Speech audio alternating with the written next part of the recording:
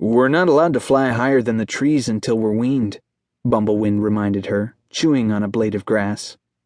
"We're not really going to fly," said Morningleaf with a casual glance at Star. "But let's pretend we're on a high flight to where the blue sky turns black." "You know desert herd steeds can't fly that high," said Echo Frost. Morningleaf flicked her small, curved ears. "Yes, they can. Raincloud did it 400 years ago." "That's a legend." Echo Frost lashed her tail at a fly crawling up her leg. "Legends aren't real. They're exaggerated. Everyone knows that." "Can we just play?" asked Morningleaf. She flapped her wings and galloped across the grass. Echo Frost followed. Star watched as the fillies flattened their necks and angled their wings as if they were really flying. He whinnied and joined them, catching and passing them easily. The nice thing about his long legs was that he was fast, faster than any of the foals in Sunherd. Star whipped around and faced Morningleaf, cutting her off. She dodged him, stubbing her hoof, and tumbled across the grass, nickering happily. Morningleaf sat up and shook a flower petal off her head. "You two will be Snowherd raiders," she said, pointing her wing at Star and Bumblewind. "Try to catch us. Come on, Echo Frost." Echo Frost cantered up beside Morningleaf, flicking Star with her white tail. "Hey!" he nickered and chased her, Bumblewind galloping beside him. "Notice how they made us Snowherd steeds the worst flyers in Anok?" Bumblewind huffed. "So if we catch them, they'll say we're cheating." "But we're bigger and stronger," Star said, running faster, his heart thrumming in his chest. He felt like a regular Pegasus colt when he played with his friends, like he belonged. The foals galloped across the field, wings flapping, except for Star's. Morningleaf took flight up and over the growing grass, with Echo Frost flying beside her, staying just a short wing length over the colts' heads. "Pretend we're higher than the clouds," Morningleaf said to Echo Frost, her eyes gleaming. Bumblewind grabbed his twin sister's tail and pulled her lower. "You're captured," he said, imitating the deep, rumbling neigh of a stallion. Star reared, snatching Morningleaf's tail and landing her. "You're both Snowherd fillies now," he said.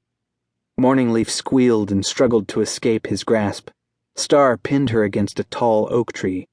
"You'll never escape me, Red Filly," he said, trying to sound serious, while she pretended to be afraid. "Can we play?" said a voice, interrupting the fun. Star looked over and saw Brackentail and the other Sunherd foals. Star flattened his ears, and Brackentail glared at him, lashing his tail. The brown colt seemed to feel no guilt about abandoning Star at Feather Lake. Morningleaf's ribs expanded in a deep breath, and Star realized he was crushing her. He released her so she could answer. "Sure," she said.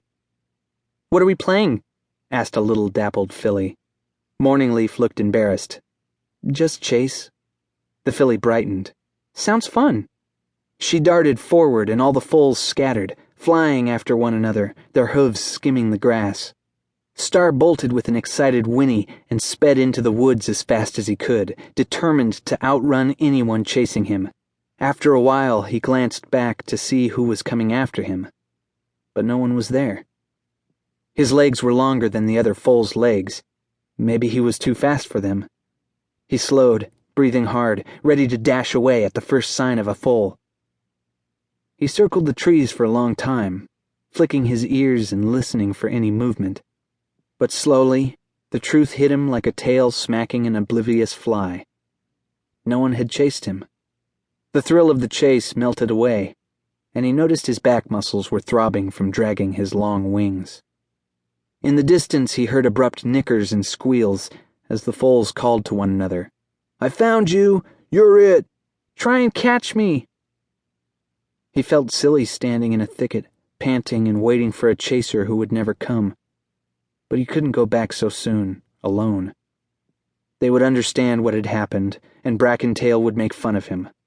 Defeated, Star lay down with a sigh and munched on nearby huckleberries.